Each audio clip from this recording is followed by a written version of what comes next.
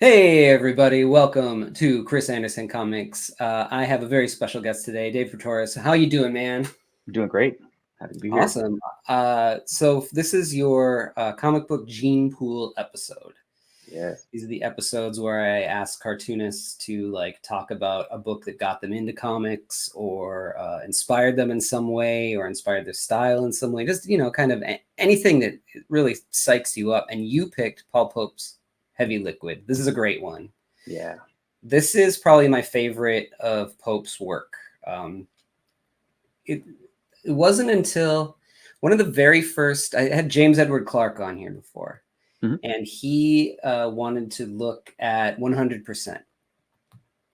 So this will be the second Pope book that we've looked at on this channel. There's more of them. And it's really funny. Like, I never really noticed how different each of them are. They really are quite different. His style changes quite a bit from one thing to the other.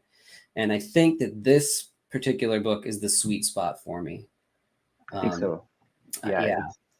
It's got so much energy in both the line work and the coloring. It's got this kind of amazing new take on like a classic noir story. It's just Pope firing on all cylinders, really. Yeah, mine's falling apart, it looks like here. Looks like it's been read once or twice. Yeah. Very pretty clearly off the bat, Pope is using himself as a model for this character. Yeah. Gotta be. Yeah. And I had Dave Baker on here. His episode was about Casanova, the Fabio Moon and Gabriel Ba, and one of the brothers for the first one, and Matt Fraction, and Casanova is also modeled on Paul Pope. So Paul's likeness gets around. Well, he's like the one cartoonist that loves to put those like model shots of himself in the book. Yeah. Right? Like he's always been about that rock star kind of persona. So why not draw yourself into the book, right? Yeah, totally. He's a little bit like the Jim Morrison of comics, a bit. Yeah. Yeah. Yeah. A lot of people try to trace my comic gene pool, and when they see my work, they'll say, "Oh, you must be hugely influenced by Pope," and I'm not. I think my style grew before I even knew who Paul Pope was, because I disappeared from comics for like 10 years. I was busy playing music and doing other things, and when I came back, it was a while before I discovered Pope's work at all. But I think that the reason that they think that is because of the brushwork, and it's just simply he uses a brush in such this fluid effect. It's just like gorgeous. Yeah. I will say one thing that inspired me with his work is he works very, very big. Yes. And after seeing his line work, that I was sort of already on that trajectory myself. That did inspire me to want to work big so that my line was more fluid. Yeah, so, having that extra bit of reduction totally helps. Really tighten everything up. So when you're working kind of a loose style like Paul, and even like yourself, having that even just those extra bits of percentage of scaling it down, just bring everything together. It gives you a little bit more room to throw some detail down and stuff, and spread out, like really move your arm as opposed to drawing with your wrist, right? Yeah, you get your whole shoulder in there. Yeah, and that's how you get those big fluid lines. Yep. So the book starts out, we get this awesome, like from the street shot up at these kind of New York buildings here, fireworks going up into the sky. It's obviously Christmas, Noel, Navidad. And I love the way that he does things like the fireworks. That's not what fireworks look like. No, but they're so stylish and cool looking. Yeah, he has that kind of fluidity that he throws into some of the energy and things. And it might not be, a firework, but it's motion, right? Like the way it almost feels like a motion blur, the way he moves his brush across and creates those Yeah, lines. it's alive, it's just Mhm. alive and fluid. There's going to be a lot of times that we're going to stop in awe of this stuff, Yeah. I like mean, right away. Like look at this scene where you see him popping off. You're still looking up, um, and it's this big parade. He's got this cartoon um, elephant here, balloon that like a Macy's Thanksgiving parade kind of thing going on, and just like the way that he puts his automatopoeia in, his lettering, it's all just so, everything is just so loose. And like look at the railing here and the way that the building is. It's just got some like lines on there to give it some grit. I mean, you're not, as a reader, you're going to look at this and you're going to move on. You're not going to hyper focus on this building, sure. you know? And but like even the building is alive Yeah, because exactly. there's no straight edges on it. I was gonna say, you put a ruler up to any one of those structural bits in the background, and the line's not gonna follow it. But it sits, it feels natural. It feels like it belongs in that scene. And I don't know, nobody Yeah. draws a New York City building like he does. No. Uh, like you feel like you could walk through that neighborhood. It's got like grit to it, and like someone's lived in there for 100 years Yeah. or longer. So you see these sort of things flying by. There's obviously a big parade going on, and then you get this E coming out of here and E to the kettle. I just love that. One thing that bugs me about, it bugged me about 100% really badly, and it bugs me a little bit about the with this one, is that yeah, John Workman does the lettering in here, and Yes. his lettering. I mean, he's one of the masters of lettering. You can't talk about Simonson's Thor run without talking about John Workman's lettering in it. You know, Yeah.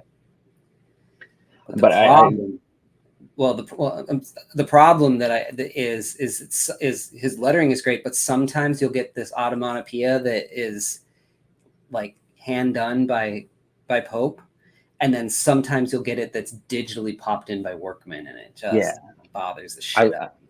I would say Paul probably does about 60% of the sound effects in it, and then but anytime he doesn't, the Workman stuff is glaring. And having read a bunch of THP and stuff too, where Pope letters it himself, Mm-hmm. and the lettering just all fits, Yeah. just like the sound effects fits, just like it.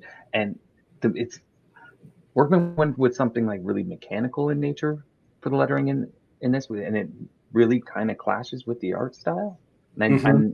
I don't know if there was a reasoning behind it or something that he discussed with Pope. Like I would love to hear kind of that story as to how that is the lettering they decided upon using, because it really doesn't feel like it fits.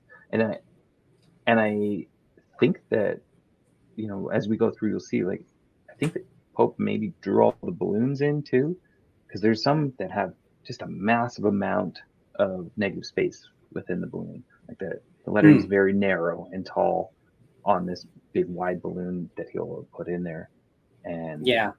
whenever I see those, I get curious too. Like, did he draw that in? Because I can't see a letterer putting that in place, like drawing this gigantic balloon and just putting this thin column of text in there, especially this kind of mechanical text. But you'll see what I mean. I think it comes up. Yeah. Yeah. I mean, unless there's a reason for it, why would you do that? He's using this like sort of like, maybe kind of hard to see on the screen, but he's sort of using this like almost Art Deco font too, which is interesting. Yeah, tall and narrow, really sharp. Yeah. Yep. It's interesting.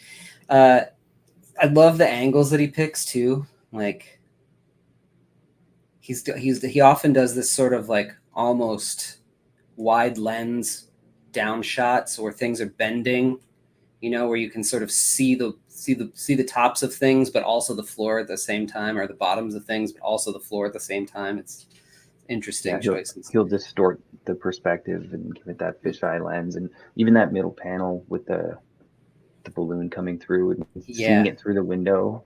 You know, it establishes where they are in relation to it, and it's not really adding anything other than that kind of atmosphere to the story at this point. You know, he has what, 3-4 pages of just the parade to really bring you into, like, this is the city, this is what's happening right now, kind of thing, before, you know, the kettle steam brings you into the apartment with the main character S, and I think Luna is the girl with him. Yeah, I think so. Yeah. Yeah, he gives everything time to breathe, which is great. You know, really everything, and I think that probably speaks to his like manga background too. You know, with the pacing of it, where the scenes are a lot longer than they would be in a standard American comic, because there will be some mundane scenes that go on for like 5-6 pages at times in here. And so we're opening with this kettle and this like sort of, you know, this apartment that is pretty sparse, not much in there. In fact, there's this, they're using like a propane, like a camping stove kind of thing here, like a boiler on the ground. And what you find out is that they are cooking this stuff, and she's you know, she's not happy about helping him, you know, do this. And it's this stuff that they're calling heavy liquid. Nobody knows where it's from. It's this mysterious stuff.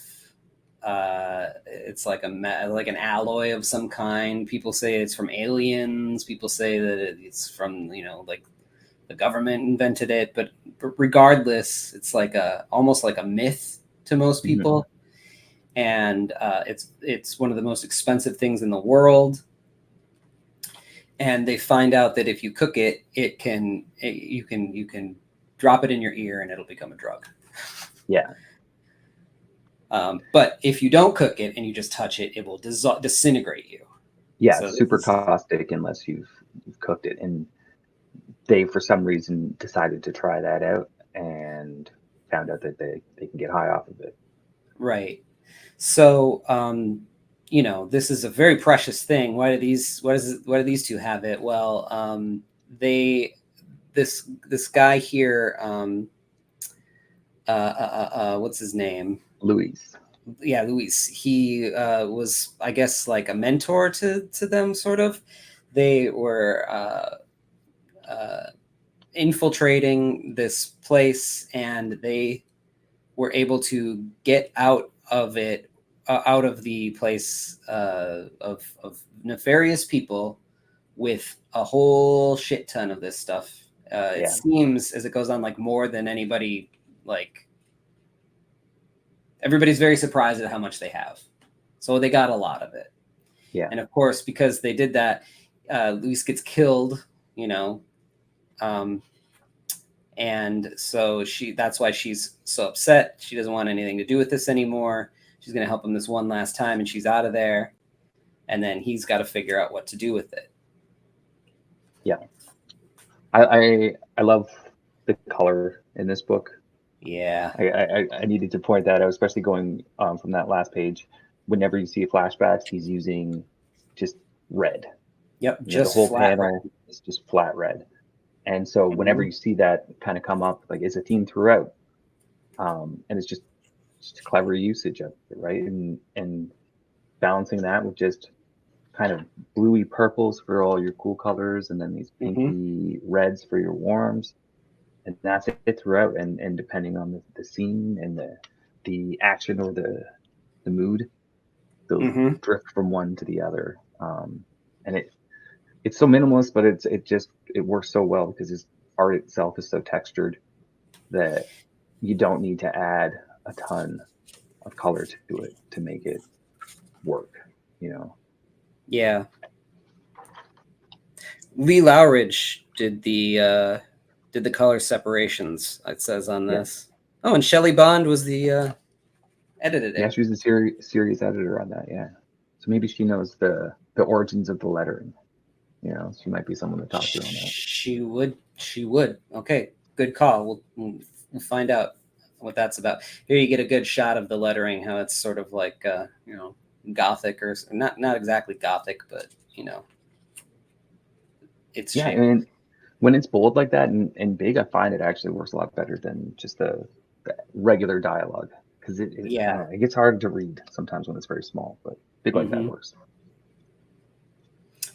Um, yeah, so she's just at the end of her ropes, but you know, at the end she has her breakdown, but you know, still, you know, has affection for him and stuff. So, but this is it.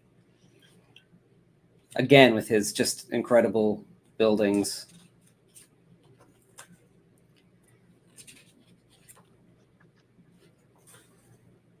And so she gives him this costume. She's like, "You got to get out. You know, when you got to leave here, you got to blend in with everybody else. Everybody on the street is wearing, you know, crazy costumes because it's the holiday."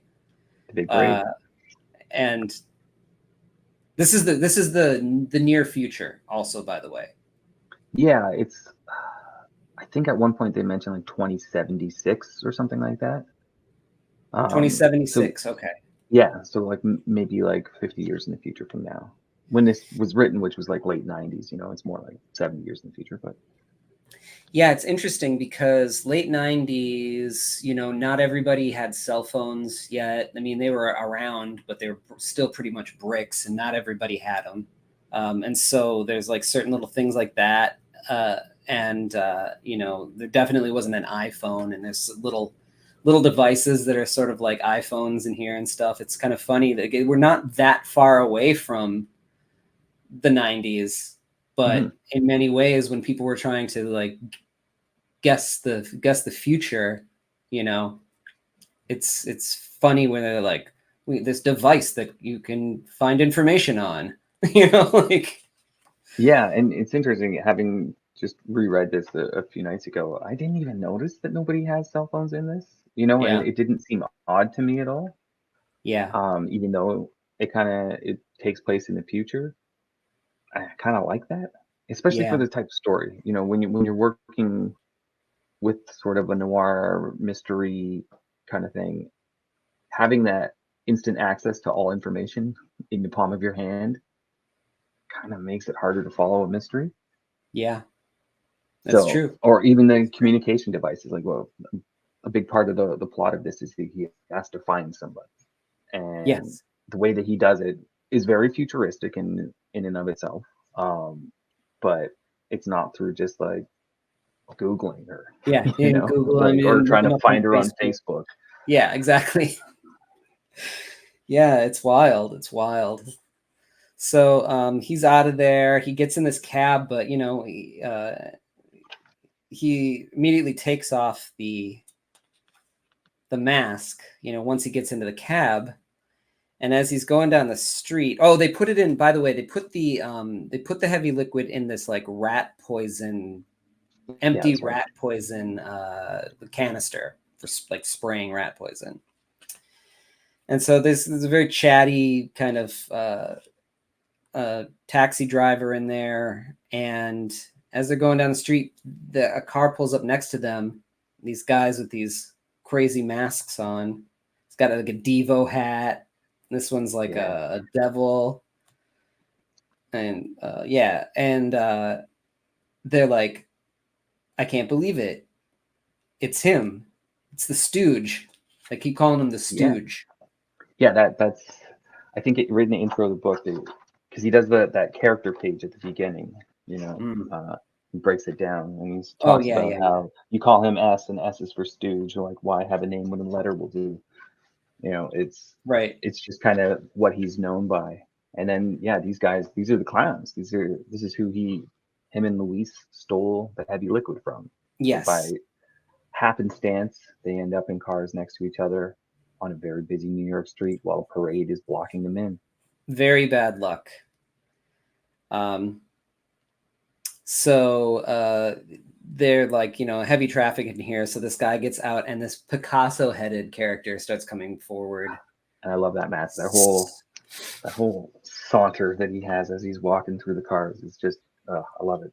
I mean, you can just feel that it's so cinematic and so weird with that head. Mm-hmm. Especially when you get to the next page, I think, when you get a nice close up of that mask. It's yeah. wow. Really cool shot here with the reflection in the rear view. Yeah, which as you flip, it comes into play a second time, that rear view. So he's setting that up with that little shot in the rear view for this payoff shot on this next page, where S notices the clown approaching them from behind through it. Mm-hmm. Which is such great layering too, because you have the cabbie in the foreground, then S in the midground, and then that clown in the background, and all of it is framed in that mirror. Like, it's just so well thought out. So well thought out. And then you get this I mean, and look at that, just the energy of the ground too, playing out, where they're trying to take off here.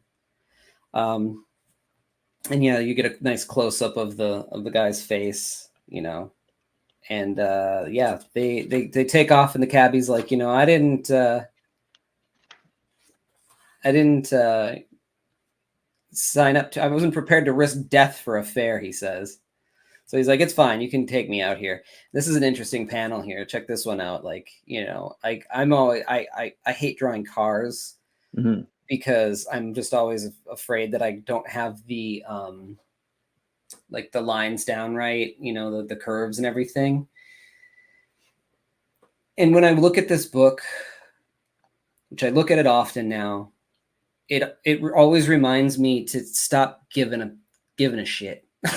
Yeah. Relax. Just ease into it. Relax. Let that brush flow. Let the whole thing flow. Trust yourself that you're going to nail this thing, and stop second guessing yourself and just go. And that's what comes through in Pope's work. 100%. And you look at these, I don't think he's referencing cars. I think he's a guy who's like, I've seen cars, I know what cars look like, and I'm going to draw them to like my memory of what a car is. Mm-hmm. So he knows what's in there. You got the steering wheel, you got the dashboard, you got headlights, front grille, all that stuff, and he just plays with the shapes. And a lot of the times, like, if you spend the time and really analyze these, he's got the silhouette and he's got the idea of the car, and that's enough to sell it, because you're not gonna, it moves you through the story. And like he does with his buildings or everything else, like he captures the feeling of it. Yeah. And I would rather look at a car drawn like that any day than one that's drawn exactly perfect, Yeah. There's photographs for that. Exactly. I want to read comics. So, he gets out of the car. Yeah, they're at Grand Central Station. Yep. And he goes down into it. Just, you feel the sense that this place is crowded, and he just kind of like dashes off a lot of these like little figures and stuff. Mm-hmm. But they're perfect for what they are. You're not supposed to be looking at them, and that's the point. Like, he spent the time on this guy. These people are all just a crowd filler. Yeah, and that bottom panel gives you that distortion that you were talking about, like from that foreground to the background. It's kind of fisheye a little bit. Mm-hmm. But he's kind of looking down on it. But it works. Like the foreground leads you straight through into the background, and shows you that train that is like just center frame there. Like that's and even look at like this. Like, he puts these brush strokes here that are almost like somebody had walked by or something, or like blurred by. Just masterful.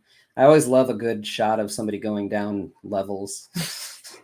I don't know why. It's so hard to draw, though, I find. Like, trying to figure out the perspective of a stairwell, even just like straight on. Like, but then here he's looking down, and you're seeing it go down 2-3 landings there. As it goes back into the distance. That is not easy to draw, even if you're not ruling out all your perspective. Yeah, I wonder if he just goes for it, eyeballs it all. I pretty much do, personally. I wonder what he does. Probably does. Probably just trusts himself and just goes for it. Probably has reference, but So yeah, he goes down. He's got this locker, and inside the locker, there's a bag full of cash. How did he get the cash here? I don't know. I think it says, well, if you look at the two narration boxes, the second and the third, he talks about if you got the money and somebody to find it for you, you can get it, or somebody to steal it for. Or no, he's talking about the heavy liquid. I don't know. He doesn't talk about it. I think maybe this is just his go bag kind of thing. Like they knew it was going to be time to disappear. And he stashed a bunch of cash at the train station. So he goes into a stall here, and then he pulls it out, and this dropper is the heavy liquid. So he gets it out of the thing. And you put it in your ear. Get weird. Yeah, you put it in your ear. And this kind of weird stuff is already stretching out. The texture on the sweater too. It's almost like fish scales, or is it wool? I don't really know. I believe it's supposed to be fish scales. There is I don't know if you have it in the back of your copy. There's a sketchbook section in it, and he talks. Yeah, I didn't really take a close look at it. Putting fish scales on them, or is it in the back or the front? I don't know. I've seen sketches of it. Yeah, it seems like fish scales. Yeah, he calls it out as like it always kind of read as Captain America's shirt to me. Yeah, that old school one. So yeah, as you can see, like his arms are extending and he's just getting really weird. I half expected to see like 6 fingers here to him jumping, to him predicting AI, Yeah. I love this where he's over the shoulder with his hand touching the mirror too in the reflection here. Yeah, a lot of good stuff with mirrors in this book. Yeah. He's just playing with reflections, which is kind of interesting thematically when S takes the heavy liquid, he starts seeing, and we're seeing it on this page, he's got his shadow with him, which is almost like this secondary persona trying to break through. And playing with those reflections, reflections, shadows, it's all different versions of oneself, right? And then you want to talk about just throwing ink, those pink panels on the right side, right? The bottom left, frying donuts, Yeah. It took me a second to see it, but it's what it is. Yeah. It's the kinetic action of what happens when the donuts hit the oil. Yeah. Again, it's all the stuff that he's perceiving as he's high as a kite walking through town, and it says that it makes you just feel invincible. Mm-hmm. And it's interesting. Like it seems like as we go through the book too, his experiences on it change a little bit each time. Like it's not. There's not a consistent sort of high that he gets from it, and there is a reason behind that. But I like that you kind of see the evolution of it and the way that he illustrates it, because I think it's not a typical way of showing people kind of tripping out or getting kind of psychedelic in artwork. He's treating it as very. It's like he does talk about it being like a change in perception, right? And being able to see things and things slow down a bit, and he can hear everything from around him and zero in on things. Like, so it's all about heightened perception. Right. So it's just it's an interesting take on it, and I really dig it. And like the way the colors come together with it, and then his line work getting a little bit more chaotic as he's on it too. Just right. It's like I'm gonna take some mushrooms and just draw these. Yeah, but like you can tell that he's intentional about it though too, because if you look at S in any one of these panels, he's drawn very clearly. He's the time and care and everything is taken to properly render him, and then the backgrounds and everything around him, the environment that he's experiencing, it's just a little bit sketchier, a little bit more chaotic, and so that it kind of creates that juxtaposition of the S and the world around him. Yeah, it's wild. I wonder how you compartmentalize that as you're working on it. If you draw the things that are the focus of it first, you know, like the nicer controlled drawings of him, and then do everything else afterwards so that you're in that mindset of, you know, consistently, not chopping it up. I don't know why that thought crossed my mind, but probably because I do this every day.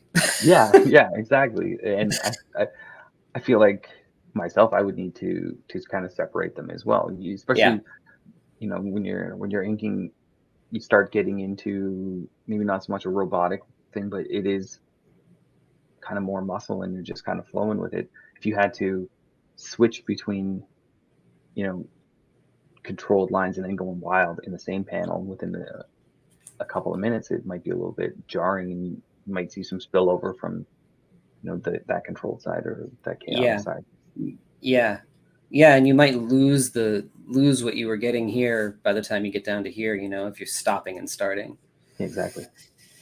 Great splash page here. And yeah, like you said, this like shadowy kind of thing that's going off of there, that's going to be important for later. So he ends up going to this place where it's an art gallery. You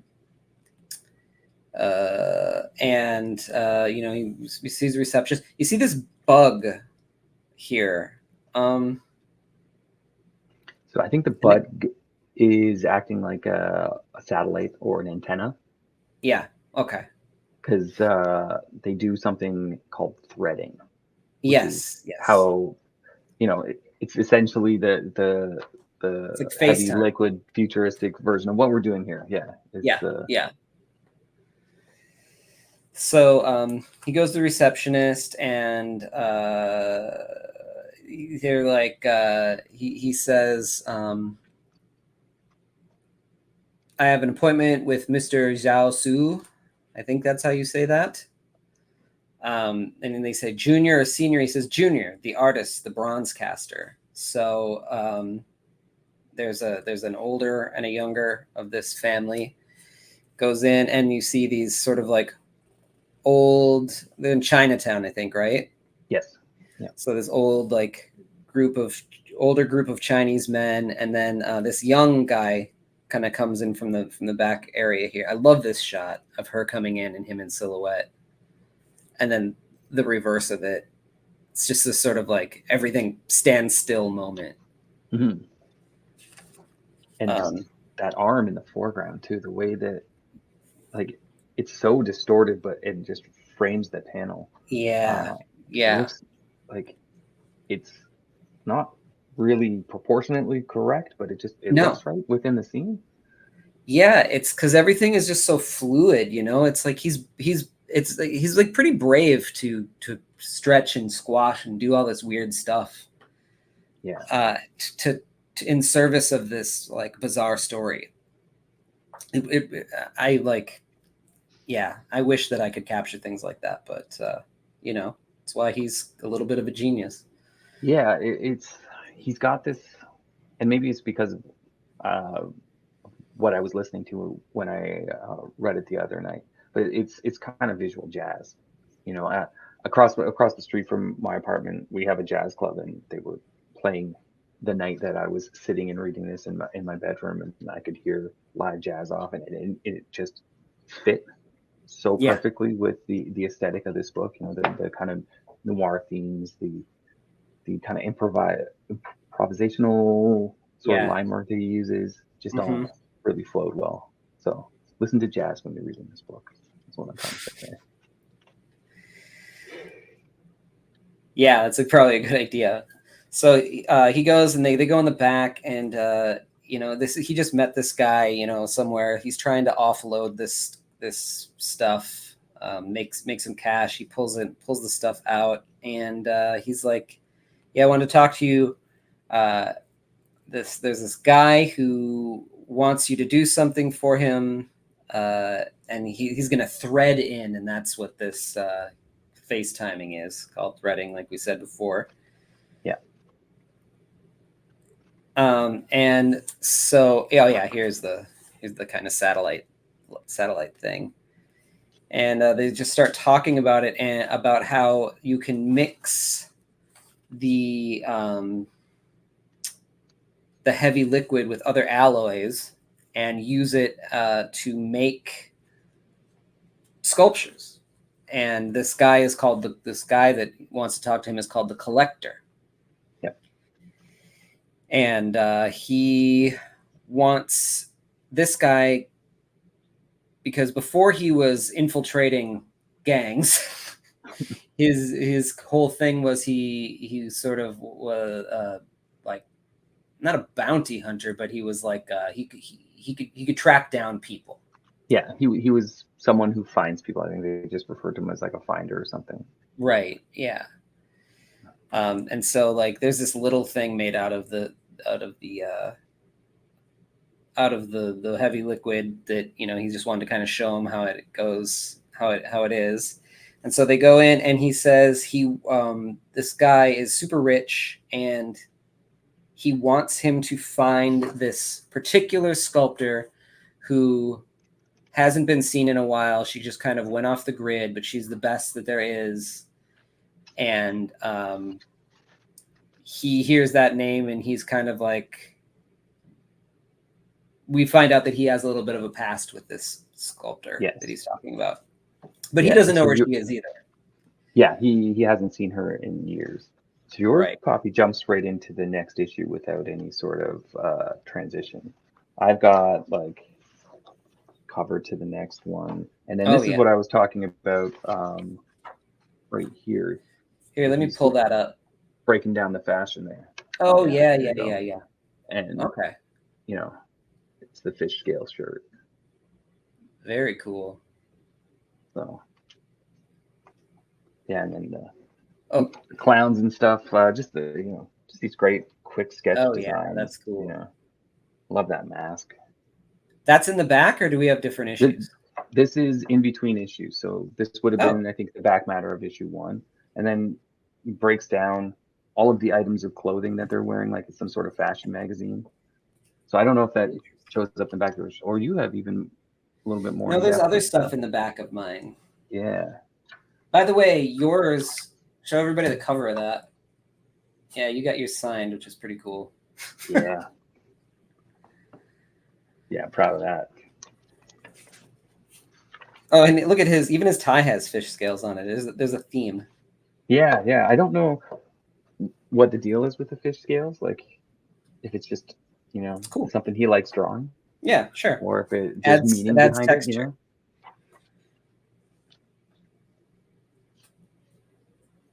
Yep. So they go into it. Rodan Esperella is her name, and that's the person that he's supposed to find. Yeah. She had a mentor. The guy drank himself to death, and after that, she kind of disappeared.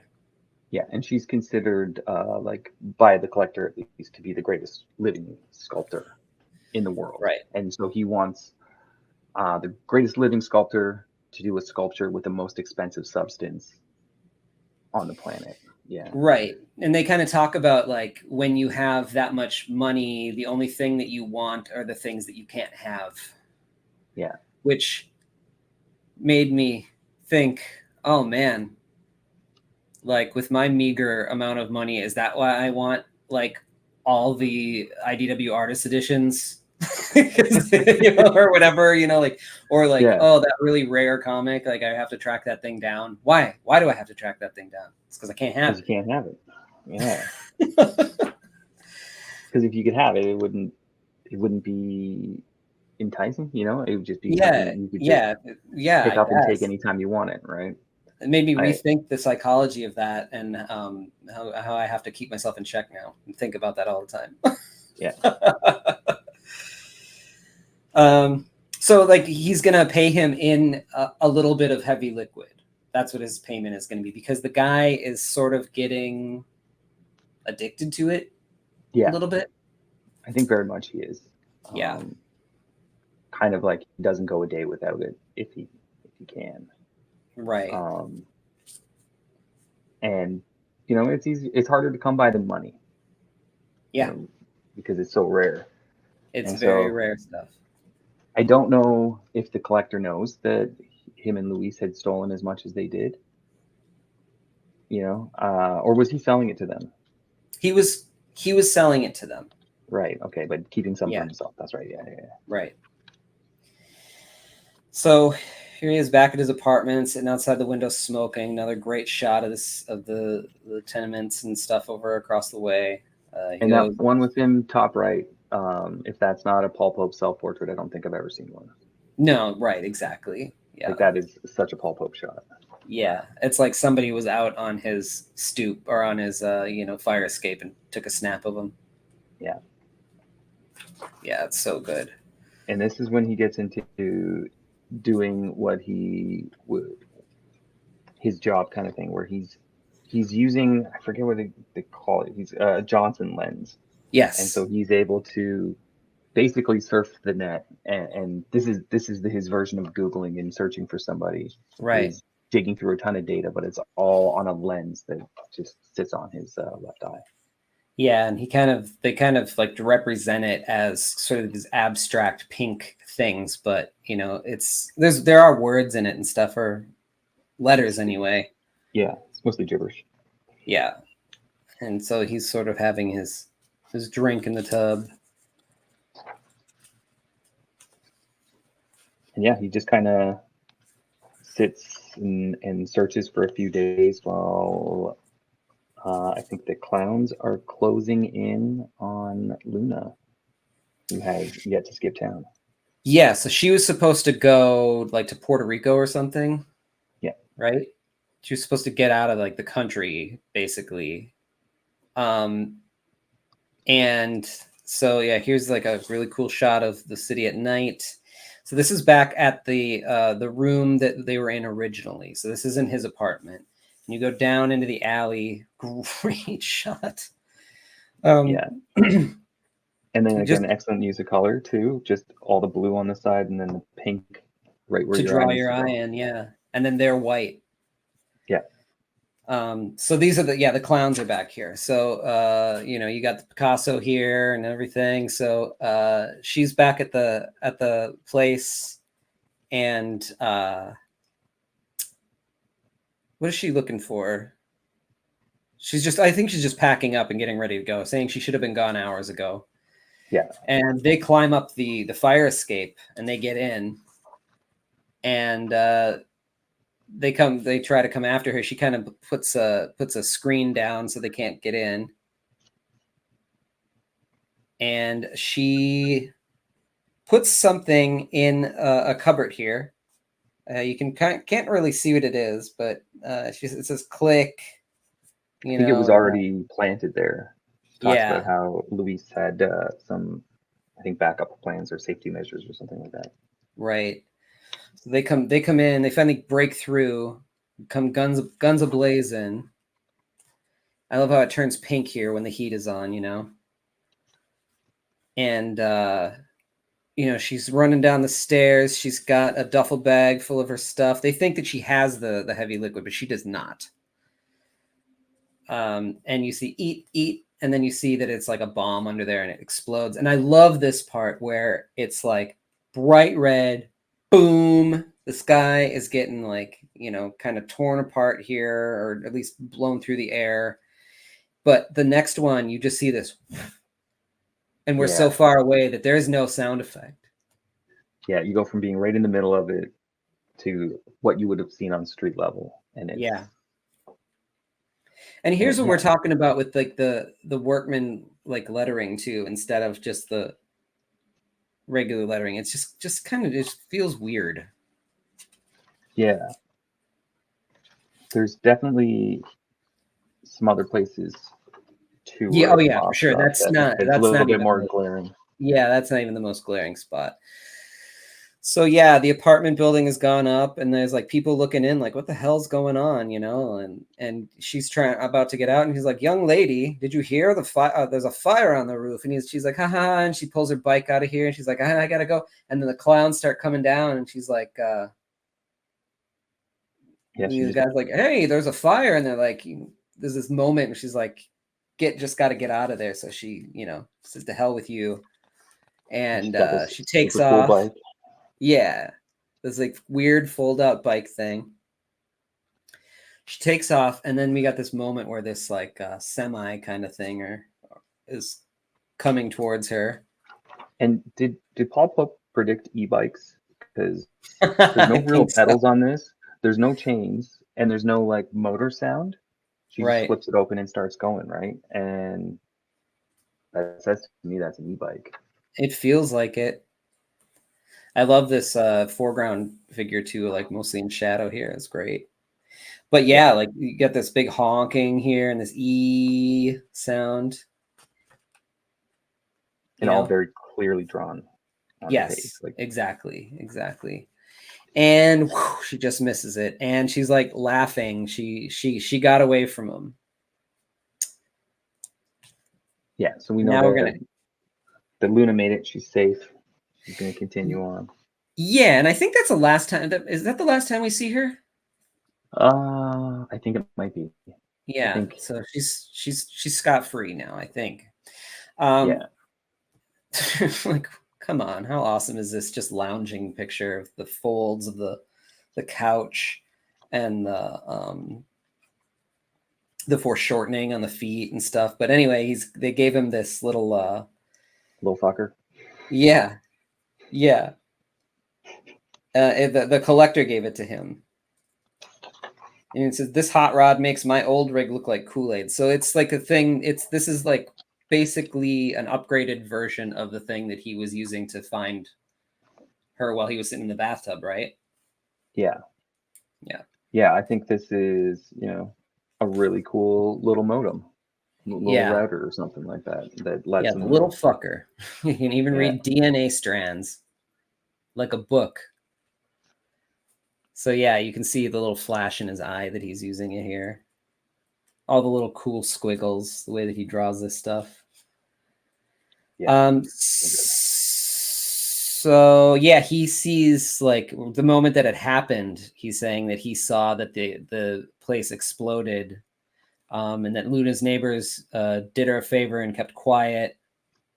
And that means that she's in San Juan by now. Good. And then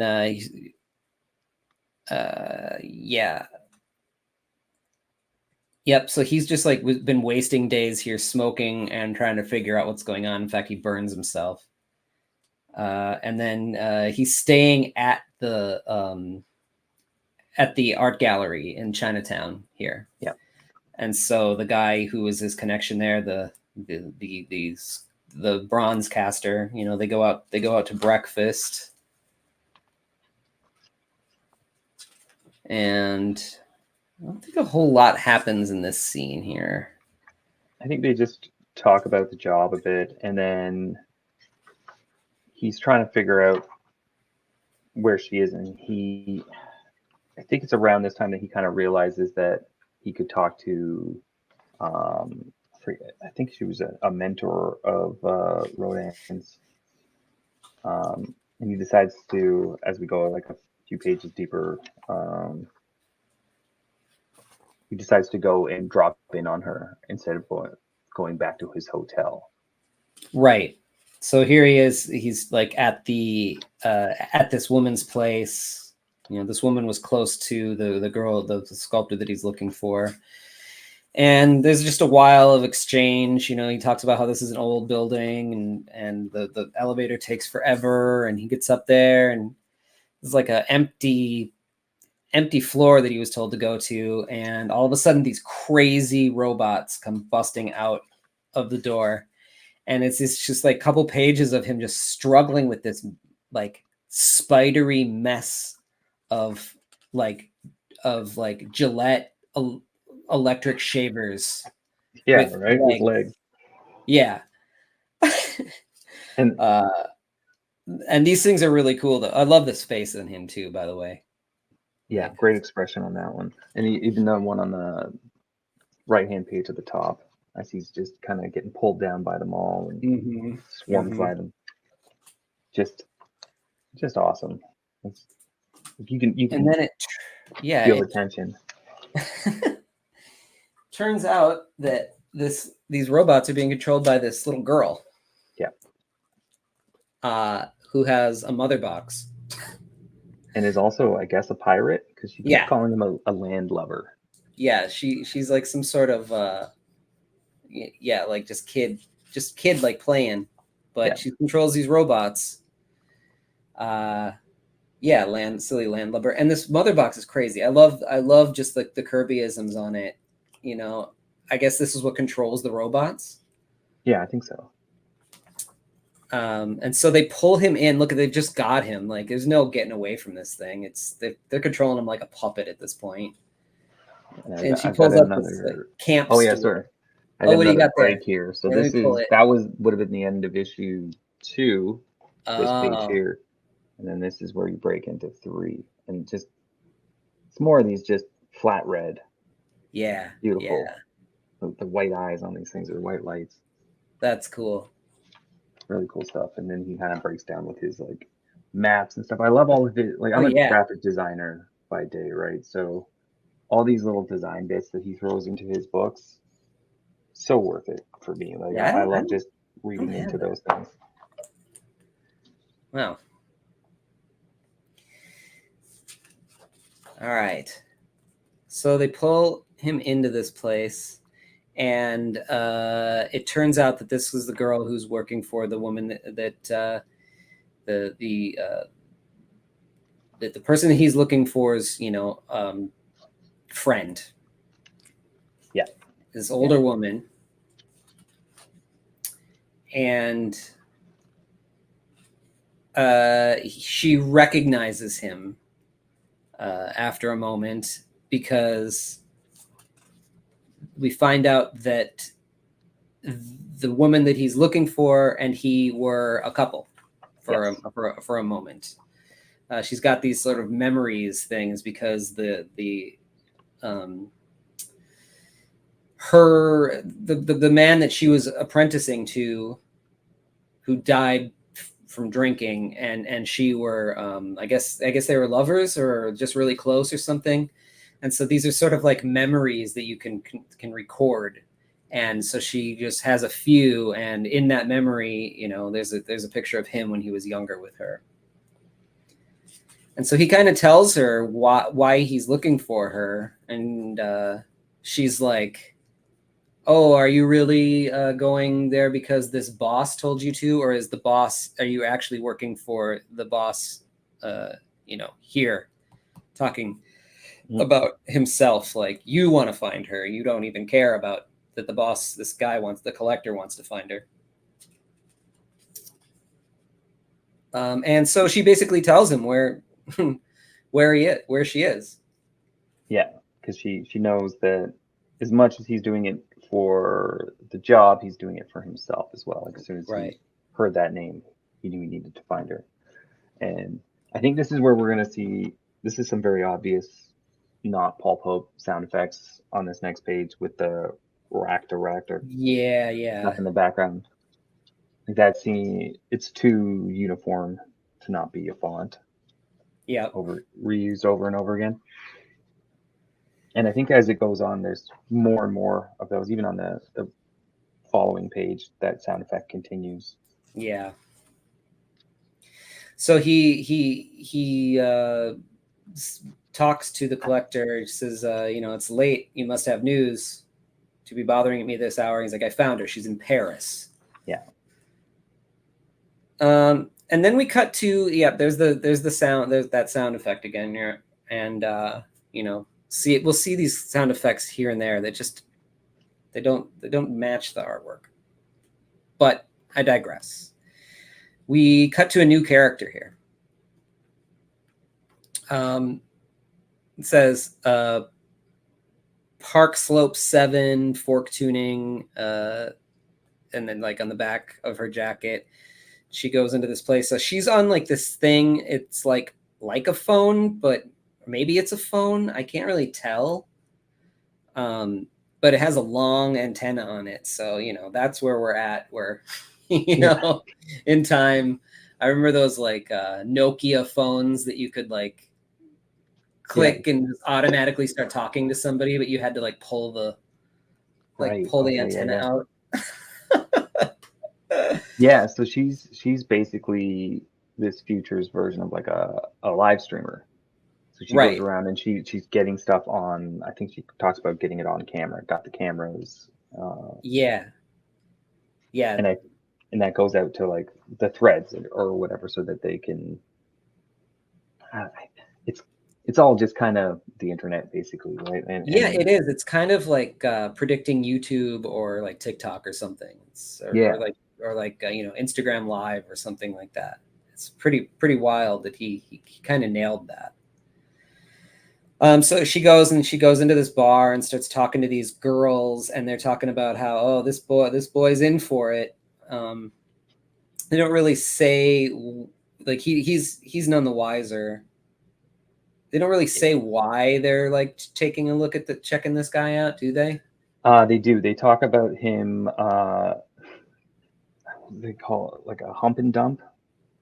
Oh, so yeah, I think like it was like a one night stand kind of thing, and they're looking to get back at him for that. Okay, so you don't mess with these girls. These girls are tough, even though they look like a girl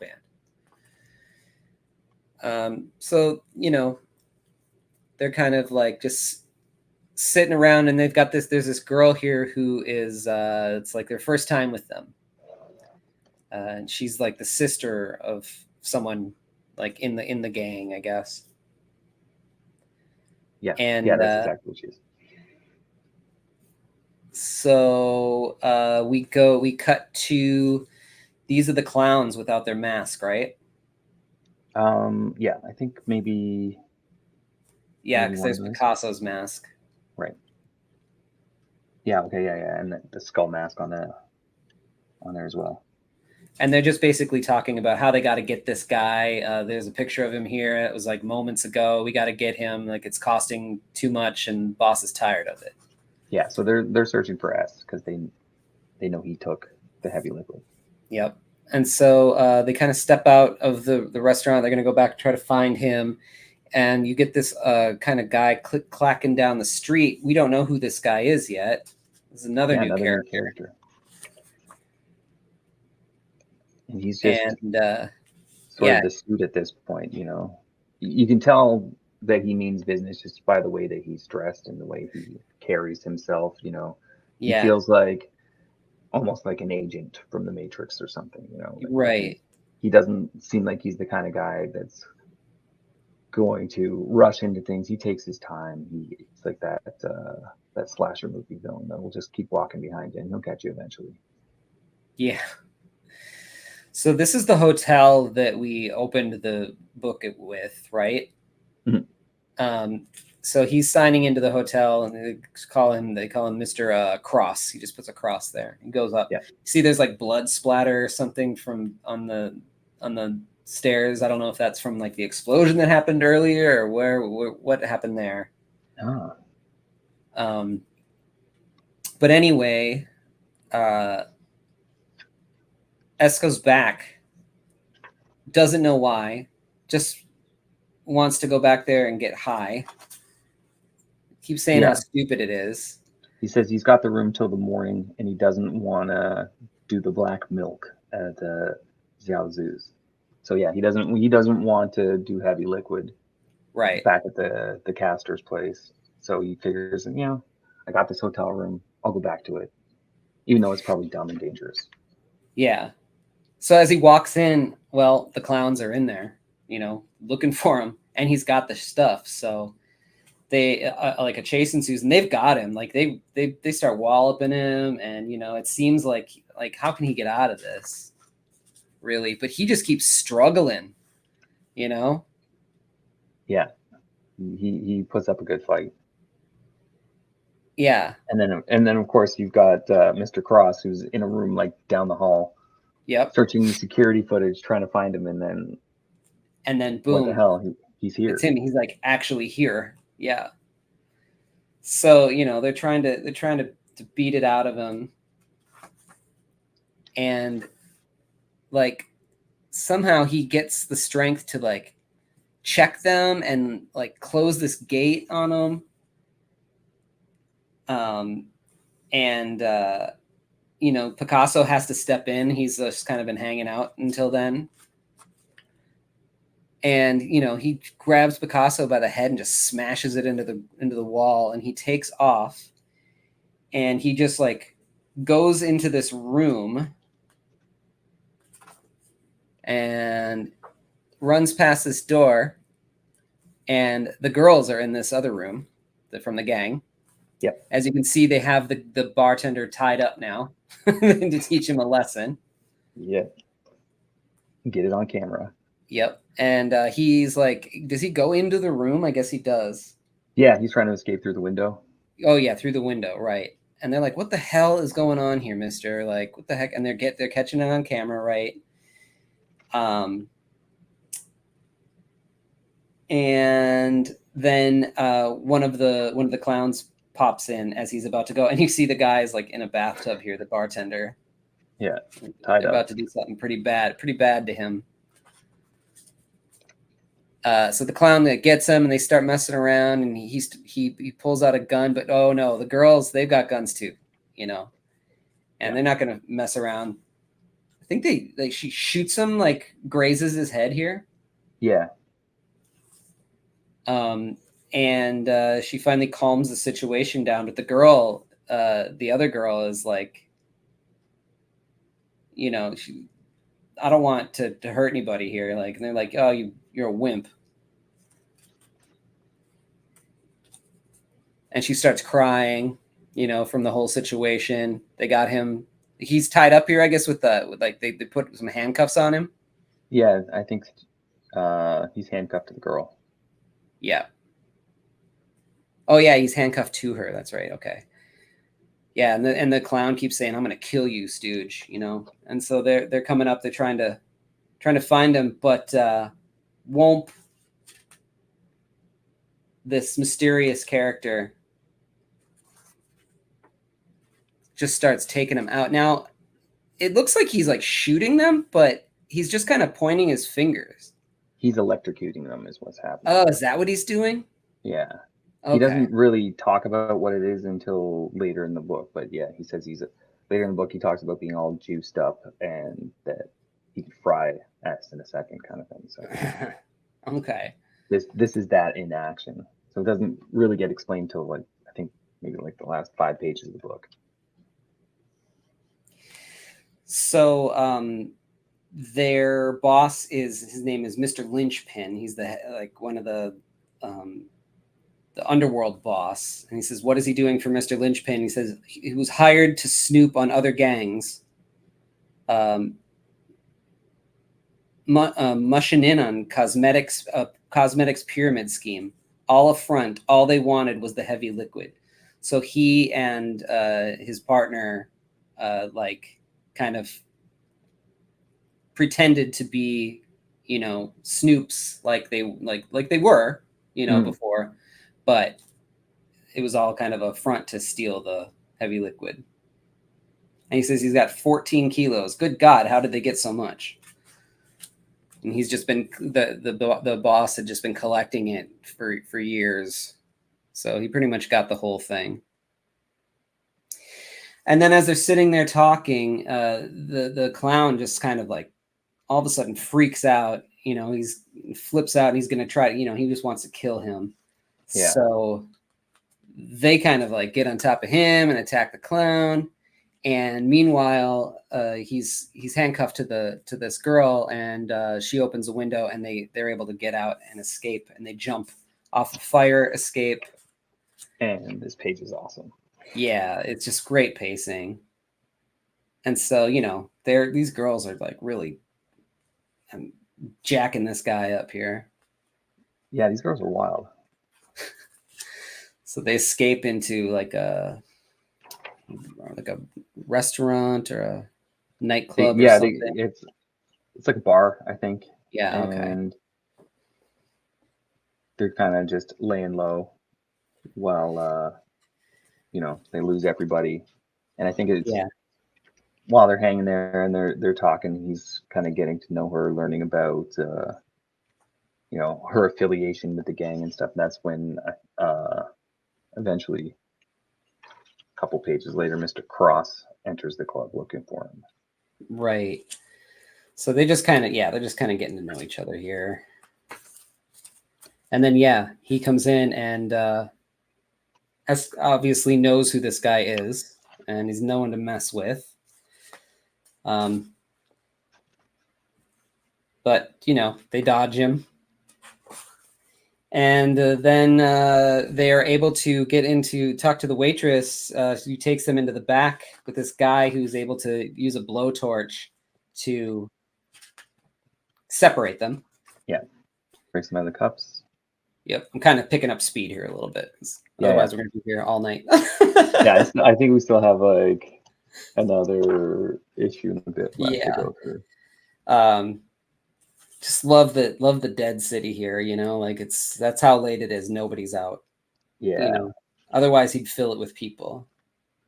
And so, yeah, he heads back to the caster's place and finds out he's got a ticket to leave first thing in the morning, head to Paris. Yep. And off to Paris he goes. And I love these like big spacious panels, you know, with the flight and stuff.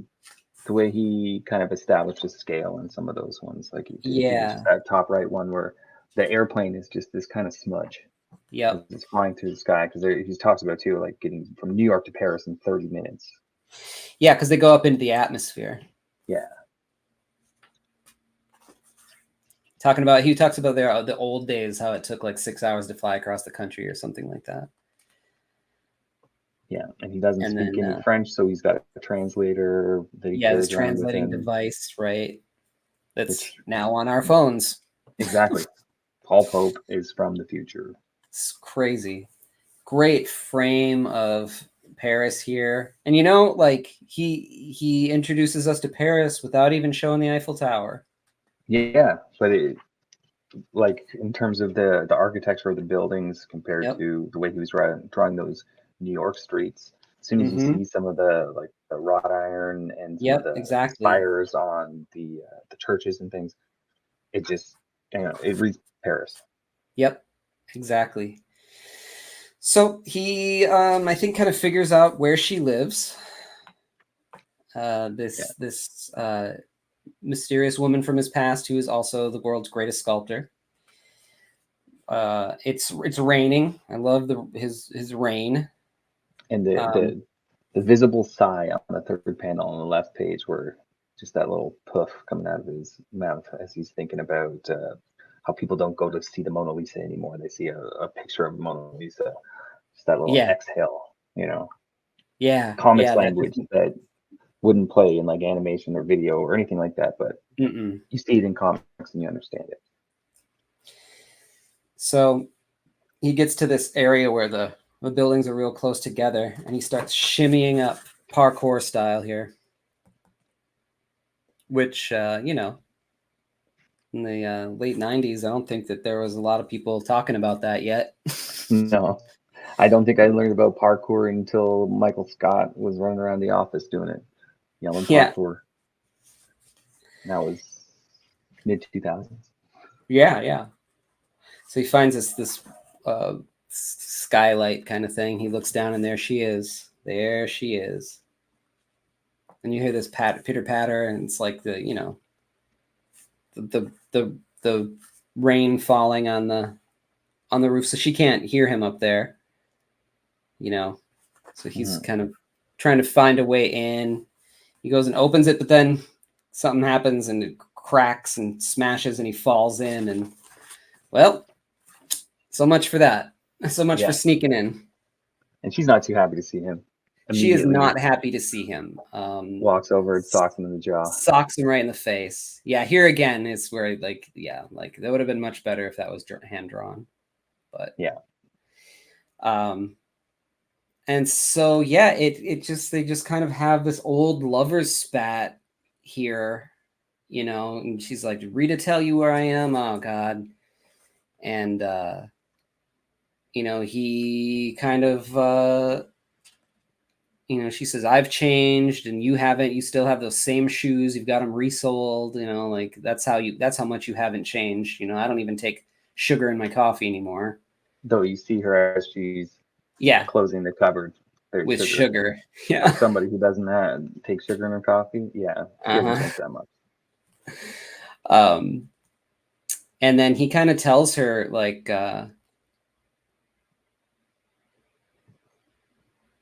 he says it's like just the coincidence of this guy asking to track her down. He thought it was like a sign, that maybe that something more was there. And she says, me telling you that I never wanted to see you again should have been a sign. She's like, you haven't kicked me out yet. I oughta. So there's this long, pages long scenes where it's just sort of them, going back and forth a little bit. You wouldn't find that in a regular standard Western fare. No, but it's got some romance feels to it. Yeah. In terms of the back and forth, the will they, won't they, like, they have a past kind of thing. And I think it does a lot for S's character as well. He's pretty mysterious through most of it. You don't know where he's from much. And this is getting a pretty good insight into him through somebody who knows him very well. Yeah, it's great character building. It's making him a little bit more human here, and he's like, well, this guy has hired me to track you down. He's called the Collector. And she's like, oh, is it this guy? He's like, yep, it's him. He's got, basically more money than God. He'll pay you whatever to do this, So there's strings attached. There's always strings attached. Yeah, there always is. And so she agrees, I guess, to talk to him the next day. So he leaves. And this just like rain in Paris shot with the reflection.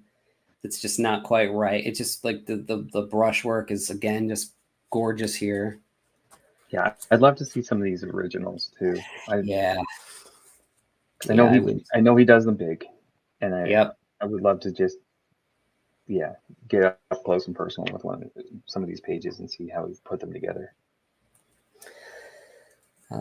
So he goes back to his place, and he's got these vials of the stuff, and then he goes back. And we get the Eiffel Tower finally. Oh yeah. He's been in Paris for 30 pages, and now we get the Eiffel Tower.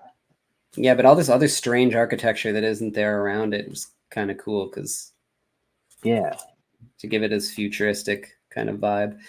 I like, this is sort of him going back in time.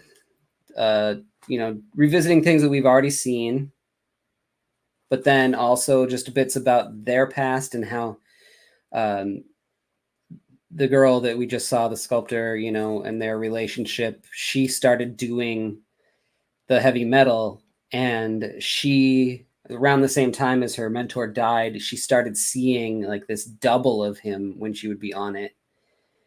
And it freaked her out so much that she quit it cold turkey and ran out of there, like never to come back again. And we get that was the last time he saw her. Flashback motif again too, so as you're flipping through, exactly which panels take place when. So he goes and he's going to take some of this liquid, and it cuts back to present, and he's going to have do some heavy liquid in his hotel room because he's got nothing else to do, and he hasn't done it in a couple of days or something. And then we get this. This isn't where he misses his ear, is it? No, it's not. No, that's a little bit later on. I think it's the next time he does it after this. But this is the first time he really starts to freak out on it. Yeah, like the shadow really taking a bigger form. But we're getting in. You get him against a mirror again, right? Just like we had back in Grand Central. He's got his hand on the mirror, and the shadow peeking out from behind him. So like a lot of reflections in this. Yeah. He's really playing with that kind of idea. And and this shadow is like actually interacting with him here now. Mm-hmm. But then he wakes up in the morning and he's wondering if it was a bad dream or a bad trip. Yep. So we get just some more shots of him. Now he's dressed up. He's got some flowers. He goes in the front door this time, gives her the flowers, and then the Collector starts talking to her. Basically convinces her to do it.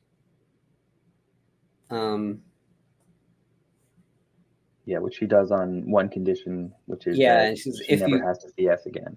Yeah, you never asked to see him again. And she's like, yeah, you mean Mr. S, my finder? Yes, him. Well, that's fine with me, but you'll have to ask him. She said, that's what you want. She said, I'm sure. Good. Then I believe we have a deal. So that's it. So as long as he is for sure out of her life, she'll do it. Let me get this shot of this satellite here. Now, is that the end of the issue? I don't actually have a break on. Oh, okay. From after issue 3, there's no break between 4 and 5, or 3, 4, 5 in my book. But I would assume it is, and we're getting now, the satellite tracking S because Mr. Cross is still after him. That's right. So, yeah, you get this scene, this shot where they're sort of like, the collector said, you can stay here as long as you want, whatever. And then he's like imagining where Luna went. Where Luna went, like hoping that she's back and assuming that the clowns are dead. So he gets on this train. Yeah, he's just heading off to disappear. He's done his job. Yep. He doesn't want to see him anymore. Yeah, they're just kind of flashing back to everything that we've already seen. And here comes the man in black. Yeah. Oh, you found me. So it turns out they know each other. Yeah, S used to work for the government. He was like military trained or something, and was a finder similar to this guy. Right. He's like, you weren't easy to find. I had to use satellites. And he sort of starts to go into what the heavy metal actually is. Yeah, where it comes from. Yeah, it was from a meteor or a meteor that hit the Earth, and it is some alloy that is not from Earth, and it might even be sentient. Is that what they say? He says it might be alive. It might be alive. Something similar to a double helix of DNA within it. And so he wants S to give him the sources, help him find who's got all the heavy liquid, because they need to get that back. The government needs it back. Right. And that, he's offering him immunity. He's telling him all the things that S has said that to other people when the positions were reversed, and S isn't going for it. Yeah. He said, listen, you're going to cooperate or we'll nail you. And you'll rot in a hole. And says, and if I don't, there is no if I don't. Then I guess you nail me. And his eye flashes here. And, the guy's like, So he kind of tackles him down. And he's like, no, you do not. And he, I think he beats the crap out of him. Yeah, he beats the crap. He doesn't cuff. Does he cuff him here? He does. He by the next page he cuffs him to the seat. Okay. And he takes his little modem away from him, so he can't do anything. Oh yeah, there he cuffs him to the seat, and he goes and he's like, "Well, I hope he gets us some coffee." Yeah, they have a long talk ahead of them. So. And meanwhile, he's got some liquid in his boot. And here. So he goes to take it, and it's supposed to go in your ear, but he misses, and it hits him on the side of the face. Slap. It's great shot. Yeah, as it's crawling up the side of his face to get in his ear. And then him just freaking out. It moved on its own. So it's sort of like all of a sudden he's got this power to be able to like snap the cuff and, see things that he didn't see before. And he comes out and like the guy is like, don't move. I mean it. Hold it. And he's got his fingers out. And I think that's he can just like sort of shock people with his fingers. Is that the idea? Yeah. He even says, don't make me juice you. It'll be a barbecue. So he sort of like bamfs here and comes to the other side. Yeah, it's like as soon as he learned that there was something living inside the heavy liquid, it kind of broke this wall of consciousness Yeah. and allowed them to fully connect. And because of that, it allows him to do things that are basically superhuman. Yeah, you can see him like scaling the wall here, like he's on the ceiling and he's popped up the thing and boom, he's like popped through the top of it. And this guy's like freeze, like he's like freaking out about it. He gets on top of the train here and there's another train coming next to them and he jumps from one train to the other. And this guy's like, shit, you know what? We should ask for backup. I lost him. You know, and trying that's to it. explain it to his superiors, and that he jumped from a train to another train. Yeah. And he crawls into the train that he jumped on, and they ask for his ticket, and he's like, "Oh, I need to buy one. By the way, where are we headed? Oh, we're headed to Rome." And he's like, "Oh, good. That's perfect." And so he gets his first class cabin, and he goes and sits down and starts hanging out with his shadow. Yeah, his like alien life form shadow. This is very much like it reminds me of oh god, what's it called? I can't think of what it's called now. Shade the Changing Man, like the original Shade the Changing Man, where he had this like other of himself that kind of came off of him. What I found really interesting in this point too is when he realizes it, he starts communicating with his narration. Yeah. So the narration seems like it's one side of the consciousness, and then the dialogue that he actually says is the other, right? So I think narration is maybe his shadow talking, and he's talking back to his shadow. And they kind of find that, I love hello, Mr. Radio Wave Spaceman, like, because it's. And just I love the fluidity of that shadow line too. I've seen some videos of him talking about how like the ink that he uses, he makes sure that he's got like good fresh ink because there's like it's like it's like brewed basically. So there's like it's a living thing. Mm-hmm. Well, like this, and I think that's part of his philosophy too, is like the ink is a fluid living thing, and it makes sense that he's going to talk about this heavy liquid. And I think it's another analogy for just the ink that he uses a little bit, Yeah, I can see that. But there's some layouts, pencil layouts in the back of this. It's pretty cool. Those are not in mine, so those are nice to see. Yeah, it's cool to see how his pencils get laid out. Sometimes in his pencils, his stuff looks like Mike Allred stuff. It's like if it were handled differently, that's what it would look like. So those are pretty cool. But yeah, man. Well, you picked a good one. I was very happy to revisit this, and I'll sit and drool over his work any day of the week. Yeah, I thought it was a good excuse to reread it, and for me, it was one that I had heard about Paul Pope for a while. I grew up in the suburbs of Toronto, and we didn't have any comic shop that really carried like indie comics or anything like that, so I would never be able to get a THB or anything like that. I would see him on. Do you ever see that show, The Anti-Gravity Room? Mm-hmm.